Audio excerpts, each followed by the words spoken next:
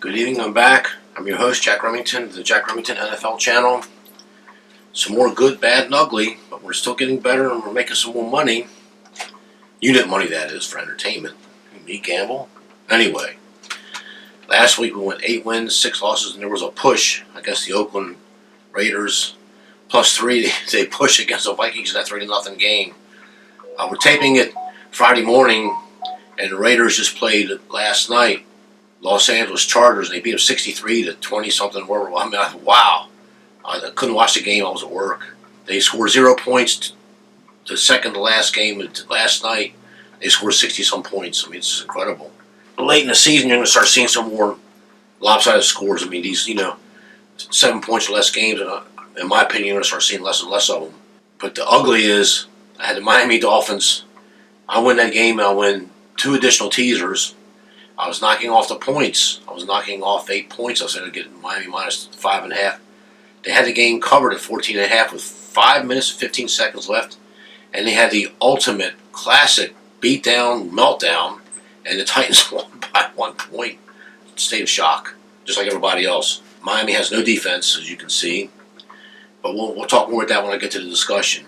But I broke 2 rules and affected 3 games and had a great week going until that game. The first rule I broke was when you're doing a teaser and you're going to do a favorite like Miami with big chalk over 7 points, over 10 points, you never knock the points down and get it down to like Miami -2 or Miami -3 or -4 like I did 5.5.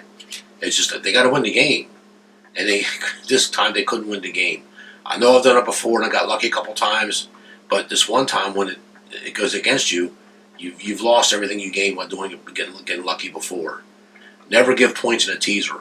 I don't care if it's Mike Tyson versus Santa Claus. Just pound it with your underdogs and just add more points. That's the purpose of teasers. The second rule is I didn't look at the injury report. That affected the following games. It affected the Miami Dolphins Titans game. It affected the Philadelphia Dallas game. And there was a third game. I'm not going to get into it. New York Jets versus Houston Texans. I was so mad at the Jets and so down on the Jets and hearing one stuff, Bet Solly's on the hot seat, blah, blah, blah. And I even put it in the title of my video, so very few people watch my video. But it was 0-0 at halftime. I wanted to say right now, before I get to the picks and everything, that the Jets got up 10-0, whatever it was, early in the third quarter. I could see that, and then Stroud got hurt. I could see the quit in the Texans. I could just see that they lost their bounce. Entry card number 1, we're taking the Steelers. +1.5, they're at the Indianapolis Colts. Taking the New York Giants +6, they're at the New Orleans Saints. I should run for political office. All of a sudden now the Jets are great. They had a great showing in the second half against the Texans. But I like what I saw. They gave them a mathematical chance. A couple other teams lost, and the Jets got back in it. So, and I'm taking the Jets +8.5. I want them to pound these Dolphins into the dirt. We'll talk more about the Miami later. Taking Arizona Cardinals +12.5. They're home. They're hosting the mighty 49ers, the top-ranked team in the NFL, deservedly so. Last pick on their what I call my dog ticket was the Patriots +8 against. They're hosting Kansas City, and I know I should have my head examined, but I have a reason why I'm doing what I'm doing. Entry number 2. This is our chalk ticket. The dog ticket got 4 wins, and my chalk ticket only won 2. That's the first time in 4 weeks it's been like that. So we'll see what happens this time.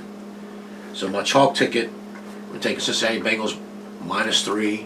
They're home hosting the Vikings. We're taking the Detroit Lions -4. They're hosting the Denver Broncos. We're taking the Cleveland Browns -3. They're hosting Bears. We're taking Tennessee Titans at home -2.5. Now I'm on the other side of the 2.5. I mean, I keep losing with 2.5. Now I'm on the other side of this. We'll see how I do. They're hosting the Houston Texans, and I don't think Stroud is playing. And we're taking the Los Angeles Rams. They're at home, and they're hosting the Commanders, and we're laying 6.5. Okay, so ticket number 1, the Steelers, Giants, Jets, Cardinals, and Patriots. That's the dog ticket. Entry number 2, our chalk ticket, Bengals, Lions, Browns, Tennessee Titans, and the Los Angeles Rams. Because we had Miami and another big chalker on, I lost 3 out of 7 teasers. One of them was 8-point with Miami. Well, 2 of them had Miami. I feel terrible. So we're only down 80 for the week. So we're still way ahead on teasers, and I got 7 more teasers. And I'm going to go over those teasers right now. And then we'll go over the entire card and quick discussion, because the games are Saturday. I got to get this video out of here. 6-point teaser. We're taking the Steelers plus 7.5 and Rams minus a half. Just win the game, Rams. Just win the game. 6.5-point teaser. Patriots plus 14.5. Giants plus 12.5. 7-point teaser. Tennessee Titans plus 5.5. The Jets plus 16.5. 7.5-point teaser. Cincinnati Bengals plus 4.5. Lions plus 3.5. That's a little cutting it pretty close, but so I figure if I'm going to do it with the one team, I may as well have a razor shaver with the other one to get them off their ticket. 8-point teasers. Got 3 of them this time. Big juice, 40%. Arizona plus 20.5. Jets plus 17.5. The second teaser. Buffalo Bills plus 6. Steelers plus 9.5. The third and final 8-point teaser, and the final teaser for our card today. Tennessee Titans plus 6.5. Green Bay Packers plus 4.5. Okay, going over the entire card. I'll put the screenshot up here. At the Raiders, easy win. Saturday games. We got the Bengals hosting Minnesota. Pittsburgh plus 1.5.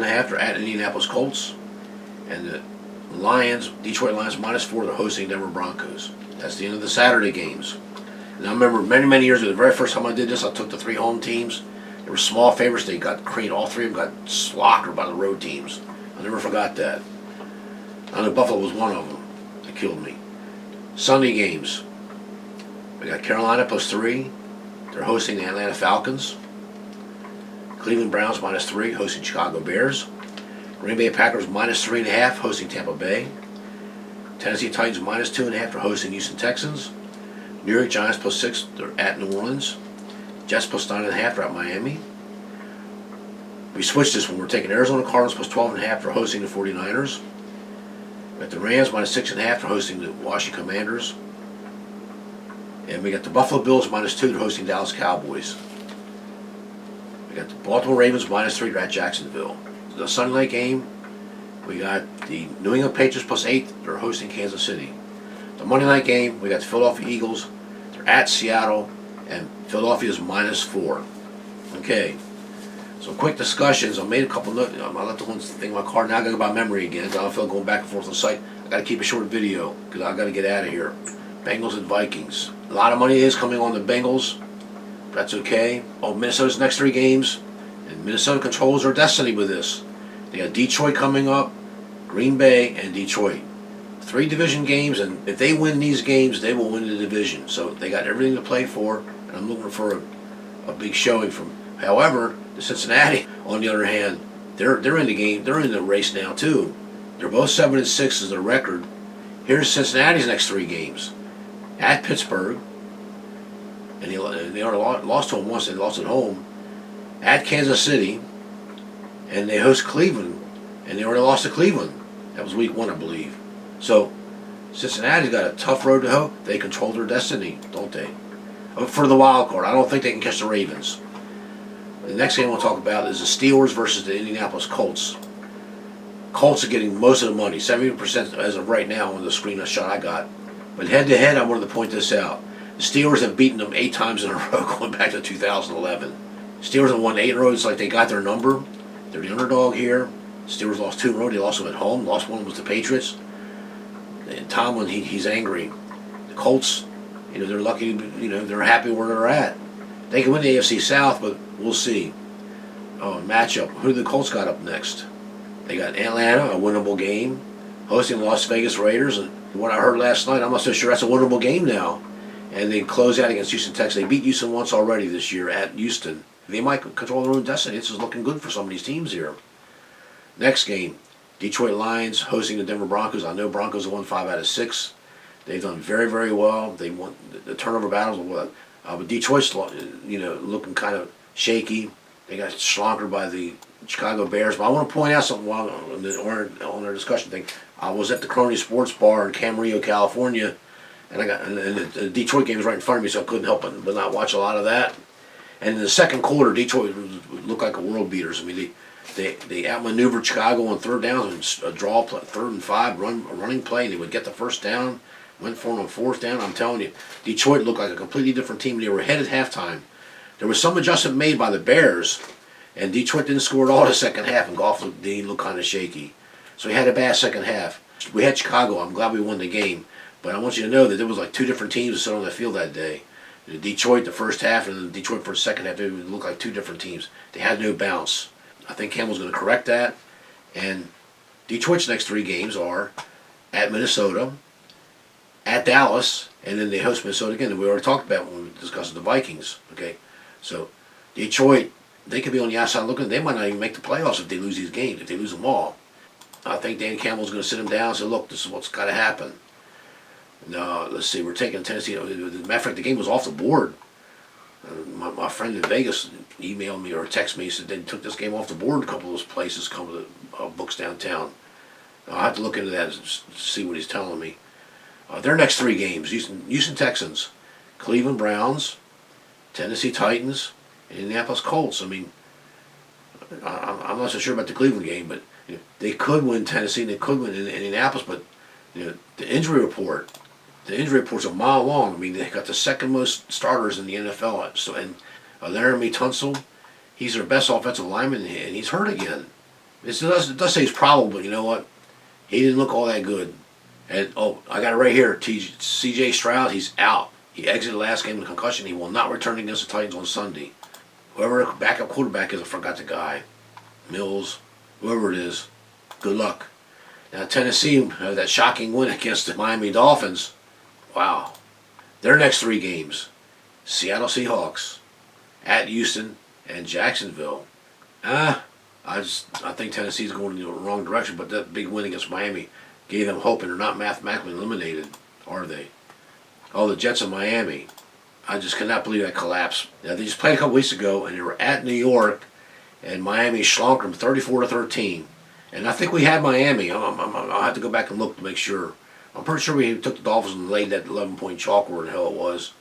But I want to pull up the scoring summary really quick. It was 10-6 in favor of Miami. The Jets were driving, and they had the ball on the 4-yard line. This quarterback that the Jets had, this Tim Boyle player, he threw a 99-yard interception return. So with time expiring, so at the halftime it was Miami 17. New York 6, but I think New York, they held their own against Miami in that first half, and they were outplaying them. But in the second half, after Miami made their adjustments, they just blew them away. And the wheels came off. They only got 12 first downs, most of them in the first half. They only had 29 yards rushing, almost all of them in the first half. Miami had 167 yards rushing on his Jets defense, and that's why I said on the video, it looked like some of the players, not all of them, but some of the players on the Jets, they quit. Let the other guy make the tackle. I'm going to take a play off. When you got 4 players on your defensive team out of 11, I'm going to take the play off or 2. I'm going to catch my breath. It's really 11 men versus 7. That affects the game. They sacked the Jets 7 times, but they only got to Miami twice. I mean, they lost the sack battle. They lost the rushing battle. Lost the passing yards battle, 228-130. Miami did lose a fumble, but this Bull guy had 2 interceptions. They lost the penalty yardage. The wheels came off, but with Miami, with their injuries that they have, the one key injury that I look at first when I watch Miami Dolphins is, I just love this guy. I know I shouldn't. Kansas City Chiefs got rid of him for a reason, but Tyreek Hill, he's got an ankle questionable injury. Hill left the last contest due to an ankle issue and is undetermined if he intends to play on Sunday showdown versus the Jets. He did come back like in the fourth quarter, and they caught one pass for some small amount of yards. But I think he was mostly a decoy. And Tennessee, Mike Vrabel, he is an experienced coach, and he's a Bill Belichick disciple. Belichick chokes off your best weapon and makes you beat them with their not so great weapons. I mean, for them to have a collapse like this, the last time I remember a collapse like this, they were 99.6% chance to win that game with 5:15 to go. It was New Orleans Saints and then San Diego Chargers, and the Chargers fumbled 3 possessions in a row on the first down. And Drew Brees, zing, zing, zing, got him 20. He missed an extra point. Got him 20 points, and the next thing you know, the wheels came off, and the Saints destroyed them. I don't feel like looking up the score, but it was terrible. And we had the Chargers on those points, and they were covering, and they were winning the game. That's one of the last collapses I can remember like that, and it was late in the game, too. So it happens. It can happen in the NFL. So when you hear these old time, the sons and grandsons of these famous coaches, oh, my dad, he didn't like a 21-0 lead. He felt it wasn't safe. Well, you know, now you know why they talk, why they're so conservative. They get a big lead. You think, well, you're winning 21-0. Throw deep. No, you're wasting it down. In baseball, I don't want the guy. We're going to do a pitch out and try to pick the guy off first base or second base. When you do it twice, you're down 2-0 in the count. You're hurting your team. At some point, you got to let the guy steal second base and try to strike the guy out. I know I should be in baseball and football now, but I got to make the video quick. I just think that the Jets, if Zach Wilson can do what he's supposed to do, and just keep this game close, we're getting 9.5 on the straight line on the dog ticket. I got him on a couple teasers because Miami's hurting. Miami got these ton of injuries, and the biggest one is Tyreek Hill. Brooks has been placed on the injury reserve designated return list. A running back, chain, toe injury, questionable. Offensive lineman, Eichenberg, questionable. He's got a calf injury. He was hurt in the game against Tennessee. Xavier Howard, cornerback, questionable. Jackson, offensive lineman, oblique, questionable. Van Ginkel, a good linebacker, questionable, oblique. I mean, oblique is a tough injury. I mean, you know, Miami's got some problems right now. The other offensive lineman, T. Armstead, questionable ankle. R. Hunt, questionable hamstring. Other than the center, they're going to have 5 complete players on that line against the Jets, and now the Jets got something to play for, and like them or not, and I don't like the Jets because of what they've been doing to me and everybody else. If the team gets up, if they get the front four moving the way they're capable of moving, I think Miami's in trouble. So that's why I'm taking the points. It's a good spot to take the dog here. Cleveland, Chicago. Cleveland's getting 70%. According to this, there's been some line movement, so we're getting the best of the number by getting ahead of this line. Oh, and the third mistake I made last week, I took Seattle plus 10.5 against 49ers. I didn't know that Geno Smith wasn't playing. I would have taken the game. I would have taken a different game, and I had a shot of 5-0 on that ticket, but I didn't do it. So Seattle was a loser for me. And my friend, he takes a screenshot. He's in Reno. I bet all up to 15.5. He got Seattle plus 15, so he wins. Because 49ers only covered by either 12 or 13, but I know but they covered by 12. I lost mine at 10.5. So, because I was in a hurry and I wasn't looking, I wasn't paying attention. I wasn't paying attention about the Geno Smith injury, and I also wasn't about the line moving against me. We're doing the Las Vegas Hilton Super Simulator contest. Stale lines are fixed. So now we got to work off of it. And I always used to be really good when I had time. I could say, oh, it's got here 49ers -7. They were playing. I forgot who they were playing. But the next thing you know, the opposing team's quarterback was out, a late scratch, and all in San Francisco pick up 49ers won the game outright. We're getting the line value off the stale line, and I didn't do it, so that cost me on 3 picks. Cause I would have had a big week if I hadn't done that. I would have won with Seattle with the teaser because of all the points. Cleveland and Chicago.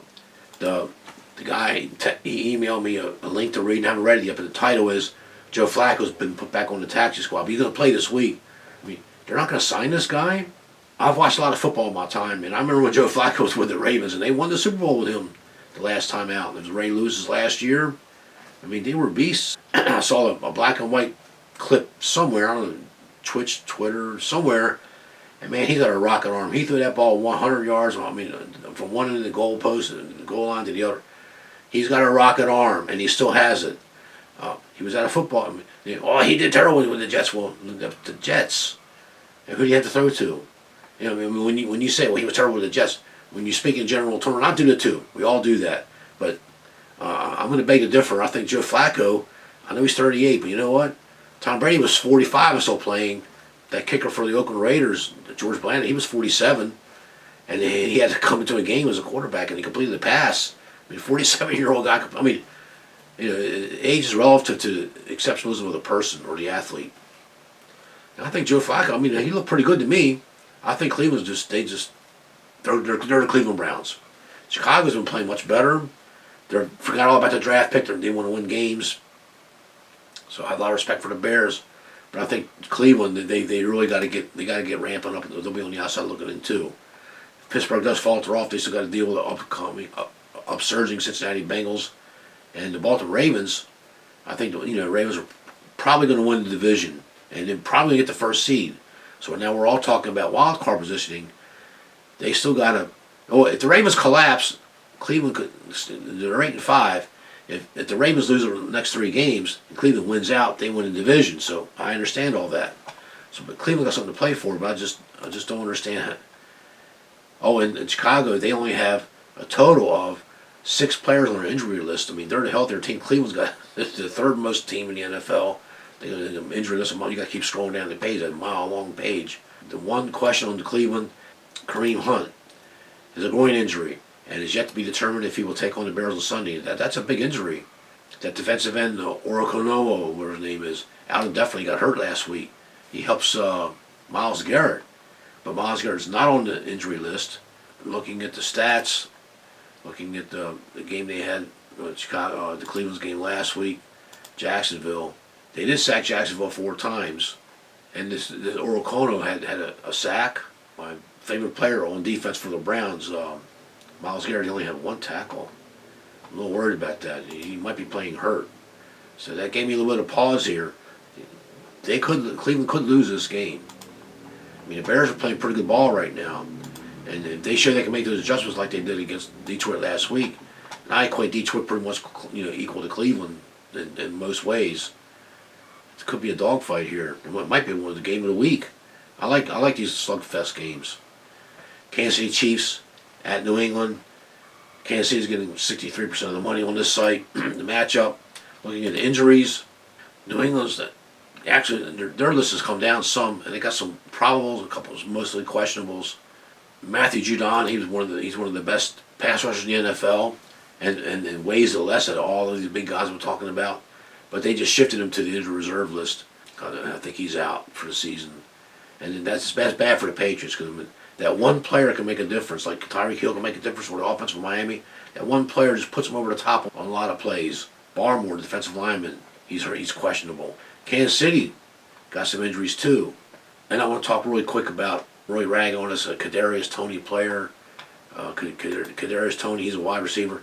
I know I won the game. I know I won my bet. But I'm telling you, folks, the players know when they're going to fight. Half of them just give up on the play. So when he catches the ball, gets caught, and then the guy laterals it and he's going to score the touchdown, they already know it's not going to count. The camera didn't pan the whole field. Now I haven't seen that scene yet, and I haven't had time to look it up. And I'm here to tell you, the players know when it's. And you know what, Kansas City, you've been gifted a couple big wins on the other side too, and now you're going to complain. I had a problem with the Raiders years ago. They were the Goose, Tony Siragusa. He sat on Rich Gannon and hurt his shoulder in the playoff game against the Ravens. The Ravens won 16-3. Had big money. I had a money line bet. I didn't sprinkle. I did nothing but a money line bet. I was so confident the Ravens were going to win that game at Oakland.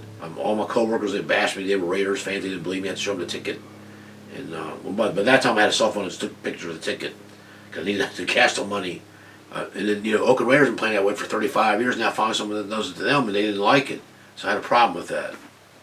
So now I'm saying to the Kansas City Chiefs, grow up. And bad calls or missed it. But you know what? It was the right call. I mean, guy was clearly on the line. It's not the NFL's players' fault that the refs are inconsistent. I'm looking for NFL referee committees to fix this. Remember the strike thing when you had the referees with the strike, and then they had the Green Bay. Who were they playing? Green Bay and somebody. Seattle Seahawks. And Aaron Rodgers threw that ball, and they tried to say, it was a catch. It was a touchdown. And people were mad. And then the very next day, they gave the NFL rep. The next day, look it up. I'm going by memory. There's no script here. I'm in a hurry. And we'll pay the refs. We'll give them the increase, and that's it. Because they needed the good guys back. 10 years or however long it's been. They've been doing okay until recently. So I look for them to fix that. They got to have something to talk about. They need clicks. I already covered that in a couple other videos. I want to bore you with the details. I think Buffalo deservedly won that game 100%. They earned the win, and we won with Buffalo. Let's see. Atlanta and Carolina. Atlanta's getting almost all the money. I'm taking the Carolina. They looked horrible. I got to watch that game. And it had Detroit, Chicago in the screen here, and New Orleans Saints and Carolina over here. And I got in late. I got the last seat available. And you take the seat you can get. And so nobody wants to. They wanted when the Jets were on. They were on the one game by the entry door. Well, at halftime it was 0-0, and there was something else happening. You could see all the wires on the screen. And whatever channel that was doing the Jets-Houston game, it got turned off and on. So I couldn't watch much of the second half. I just was 10-0. And I could see Houston just standing there in the huddle. They just like they quit. I stopped watching. I knew I lost my bet. Falcons have something to play for, but they blew it against the Bucks. Carolina looks they have 4 straight passes to Bryce Young on New Orleans 38. I mean, they got down big, and they were getting down big, and it was 50 seconds left in the first half. He had 4 straight, and he missed them badly, all 4 of them. And I thought, what is going? How can I pick the Panthers?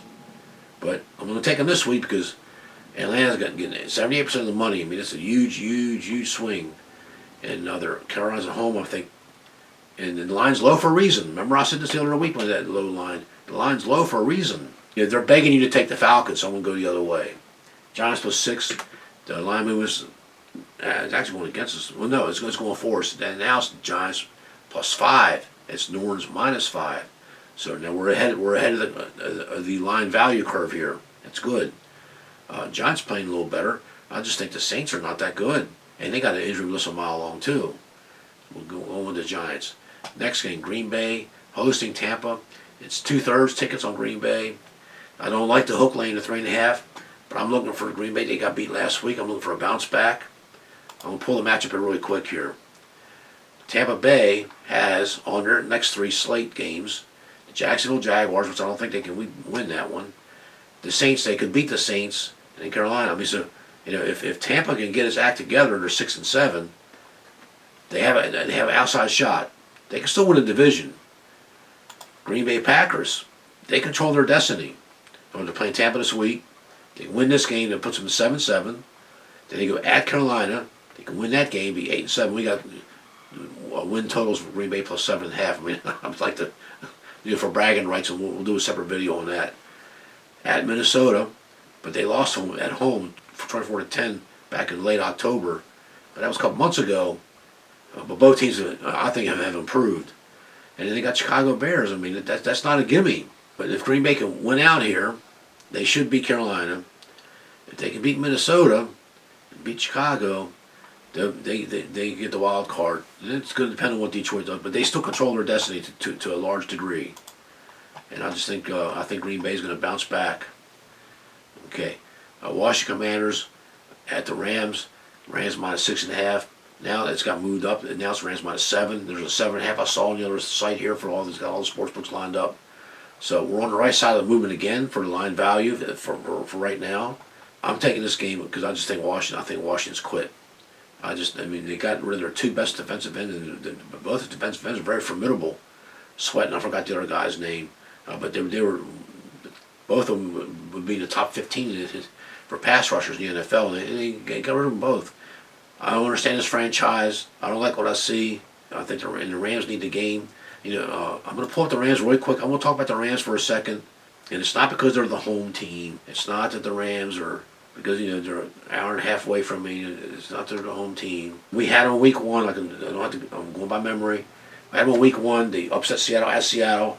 They come out in the second half. They smoked them. They smoked that Geno Smith. But they lost the 49ers at home, 23-30. Was that the game they kicked the field goal with 4 seconds left to cover the spread? But you know, they were winning a lot of that game. They went toe to toe, and then they were at Cincinnati, lost 19-16. It was a push, and we got a push on that. But you know what? Cincinnati was still trying pretty hard, even though they didn't have Joe Burrow. And they beat the Colts in overtime. Then they lost to Philadelphia, 23-14. But they were in that game for a lot of the game. And they beat Arizona 26-9, but they lost at home to the Steelers, 24-17. They were in the game though. It wasn't as lopsided as you think, and they had some key injuries on their wide receivers against the Steelers that game. At Dallas, 43-20, they got stronger there. Okay, but Dallas destroys everybody at Dallas. Although Seattle gave them a run a couple weeks ago. Then they went at Green Bay, lost 20-3. That was probably their low peak period of the season. It looked like they were out of it. And I took Seattle. They were trying to get the revenge game, and they needed this game bad, and they won 17-16. They swept Seattle this year. And if Seattle is on the outside looking in, you can thank the Rams for that. The Rams did it again. I didn't think a Pete Carroll team would allow them to get stronger in the second half twice in the same season, but it happened. In Arizona, they destroyed Arizona. They beat Cleveland 36-19. They looked pretty good doing it. And last week, they were winning most of that game against the Ravens. We had the Rams +7, thank God, because it was a 7.5, either 7-7. We covered. The game got to overtime. Baltimore timed the game up. Well, we got an automatic winner with the overtime, right? And then Baltimore got the punt return, the kickoff, or wherever it was, and he went right down the field and they couldn't tackle him. That one play they looked lost. But that was just one play. The reason why I'm going into detail about the Rams, they still got some of the components of their Super Bowl run from 3 or 4 years ago. Their next 3 games, they're hosting New Orleans Saints. I think a game I think they can win. That's if they can win, Washington puts them at 7-7. If they can beat the Saints, that puts them at 8-7. At the New York Giants, that puts them at 9-7. And 49ers might not play their players. They don't have everything sewed up on the last one on January 7th. The 49ers are going to have everything locked up. The first seed, they don't have to play. So I'm looking, if the 49ers don't play their players, Rams, they can sweep these 3 games. The next thing you know, they're 10-7. They're in a wild card spot. Washington's got nothing to play for. I think they're the dead team walking. They've just quit. Ron Rivera's on the way out. I know what you're thinking. Well, there's some of the players still playing for their jobs, but they know they're an NFL player, and some of them don't care. I hate to break this to you. A lot of them don't care. They've already got their next jobs lined up if they're not going to be in the NFL anymore. Their agents are already telling them, you're going to be on a free agency. No one's going to pick you up. So go to that car dealership or go to school, selling insurance, do something. I'm not trying to be a bearer of bad news, but they're all not going to make the Hall of Fame. They're all not going to be on the team next year. Every team's going to have some players that's going to be lost in the shuffle. The players don't stay in the NFL forever, and a lot of them are less than 5 years. They don't qualify for the NFL pension. That's the name of the game. That's the way it is, and they all understand that. I'm trying to get the handicapper to understand that. So I think a lot of the Washington players are not going to be back in the NFL next year. Where a lot of the Rams players are going to be back. Who do you like? I mean, just based on fundamentals alone. Rams got something to play for. They're home. They've got a bad. They had the Ravens beat in Washington. It's almost a no-brainer. Matter of fact, if I was in Vegas, I'd be putting a big money line bet on the Rams. Just win the game, baby. Next game, 49ers and Arizona. I'd switch this pick. Drew Lock showed me something, even though the 49ers made an adjustment in the second half. Well, Drew Lock kept holding the ball too long, and they sort of sacked him in the second half, and to me, it made a difference why I couldn't get my cover. But my friends had 15.5, 14. They covered with the Seahawks. Kyler Murray didn't have him the first time around. And they're home. 49ers might be their exhale. 12.5 points. Take a dog. I got too many favorites. This is another chalky ticket. Chalk tickets don't cover late in the year. The chalk tickets cover in the beginning and middle of the season, but chalk tickets don't cover the end of the season. Next game, tough one to talk about. Dallas Cowboys at Buffalo Bills. We got Buffalo -2. We got right now it's Buffalo -1.5 live. So we're on the wrong side by half a point on line move, but a lot can happen in this game. It's 55-45. Money's coming in both ways. Dallas is not the same team on the road. I understand that. And Buffalo is having a down year, but every game is a playoff game to them. They started a couple weeks ago, and they've done their job so far. I'm looking for Josh Allen to run wild and get these hurt linebackers on the Dallas Cowboys. Everybody's worried about Josh Allen's arm. His arm is fine, but I'm looking for Josh Allen's legs to be the leading rusher for Buffalo, and that's how they're going to edge out the Cowboys. The Dallas, they could win this game. I mean, don't count them out. That's why they play the game. But I'm going to take Buffalo here. They're both got the same amount of players injured, but Buffalo's got a lot more probable, but Dallas's injuries more questionables. And I'm seeing flu. This is Michael Parsons, ailing from an illness. And my friend texted me from Reno. He thinks that Michael Parsons has got the flu. But it is predicted he will suit up for Sunday against the Bills. Tolbert, the wide receiver, a third wide receiver, illness. They said it was the flu. This is not good for the Cowboys. Brandon Cooks, the flu. If they lose Brandon Cooks, that's a big loss for the Cowboys. I mean, that guy is first tier. He reminds me of Tyreek Hill in a lot of ways. But you got Josh Allen on the injury list, shoulder, but it's not that serious. It's probable he's going to play. This Micaiah Hyde got a stinger. He will not be active. I mean, that's a big loss for the Bills, but their defense got reshuffled anyway with the big losses in Milano, the linebacker, in the middle of the season. So they already got a makeshift, hodgepodge defense. They've been patching on every play. They're sending a different player in. Because they're going to count on their offense to win this game, and they're going to make sure they get the ball last. They're going to, if McDermott's got any kind of coaching skills at all, he's going to try to outcoach McCarthy. Which that's a tough ask. I heard it not today. I heard it Tuesday on a podcast on pregame.com that if they don't make the playoffs, McDermott's going to get fired. I don't know, just a rumor. It makes sense to me. That's why I'm mentioning it. So don't be surprised. Next game, Baltimore at Jacksonville. I don't like the hook. Oh, I left that game off the card from the Super Simulator because I tried to pick the easier games. Not Baltimore's a hard team to work on, but Jacksonville, Lawrence is playing. He somehow overcame that horrible injury. I have flashes of Joe Theismann getting tackled by Lawrence Taylor, but Trevor Lawrence's leg didn't snap like Joe Theismann's did. But that was still a brutal hit. Mahomes had it during the playoffs against Jacksonville last year, if you remember that. But see, but they're young enough and strong enough they can recover. And Jacksonville played pretty tough. They almost covered it. We had Cleveland, but it was 27-31. I mean, they got the game close, and Jacksonville played a pretty tough-ass game. They had 20 first downs versus Cleveland's 16, but they only had 58 yards rushing. Cleveland stopped the run. Cleveland did sack Trevor Lawrence 4 times. So I'm looking for Baltimore's pass rush to do the same thing. But Trevor Lawrence threw 3 interceptions against Cleveland's defense. Cleveland's got a good pass rush defense with their front 4. And Cleveland's back 7's okay, but Baltimore's back 7's really good. So I'm looking for kind of the same thing here. The injury report really quick on the Jacksonville. Etienne, the running back, ribs, is questionable. That's a big loss for Jacksonville if Etienne can't play as running back. Trevor Lawrence is still on law. He's probable. Trevor Lawrence is projected to take the field for Sunday's matchup with the Ravens despite ankle ailment. The last game, Philadelphia Eagles at Seattle. We're on the wrong side of the line movement. It's down to 3. It's Philadelphia -3. We got Philadelphia -4. Stale line, but that's okay. 1 point's not that bad. I know Seattle's been playing. They looked good in the first part of the season. The second half, not so much. I want to read over some of Seattle's games that they've just got done playing. I'm going to give you the last 4. Okay, and the one that hurts is the one of the Rams. 17-16, he lost the last second. They had to play the 49ers, lost 31-13. Cowboys lost 41-35. They should have won that game. They played very well. And they played 49ers again, lost 28-16. Okay, so they've had 3 tough games in a row.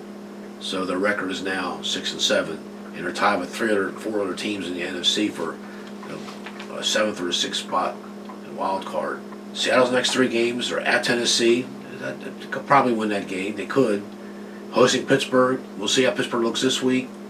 And they're at Arizona. I mean, so Seattle controls their destiny to a degree. So don't count them out. The Philadelphia Eagles. Everybody and their brother, they're out. They're done. They're done. They've already written off this team. I'm here to tell you, you're making a mistake. They only got 10 players on the injury list, and 3 of them were for suspension from back in August and undisclosed for Ron Johnson. 4 players, Darius Slay, C. Jurgens, Cunningham linebacker, and Blankenship. Okay, he's questionable. They're all questionable, the 4. The other 6 don't count. They're all way before the last couple games. So Seattle got some serious injuries here. And I'm not going to read over the list. I'm here to tell you, Philadelphia's not as banged up as you think they are. They know they got to get moving. And I'm telling you, whenever time I see a team that's, we're losing, but we're catching up, we start playing. I mean, and I see the response in every game. Even the games they lose, they still respond pretty well. And I made my pick. I'm already declared them the winner, in my opinion, of the Super Bowl. And they've lost 2 in a row. That's okay. Coming from me, that's a good sign. Oh, I didn't look. Is Geno Smith playing this week? Geno Smith, where is he? He's questionable. Geno Smith was held out of the previous game due to a groin injury and is undetermined if he will be in the lineup Monday versus the Eagles. Drew Lock didn't look all that bad, but I'm telling you, he holds the ball too long. And what do you think is going to happen to him against the Eagles? You tell me. I'm taking the Eagles here. But I was smart enough not to put him on the card. I'm on a teaser, but I'm not going to put him on the card just in case. I mean, I'm I'm looking for a close game. Philadelphia plays a close game, and their point differential is only 21 points different for the season. And they're 10-3. They're terrible. They're like the Vikings last year. This is not the same team. Watch out for the Philadelphia Eagles. I'm still thinking to win it all, but it's just my opinion. So, thank you, players. I know the video's too long. I know, so I apologize. I'll be cutting some of this out. I got to go. I might not have time to cut it out. Always stay within your means. Long live the NFL. Enjoy the games. Happy holidays. It's a great day to be an American. All that other good stuff. See you next week. Thank you.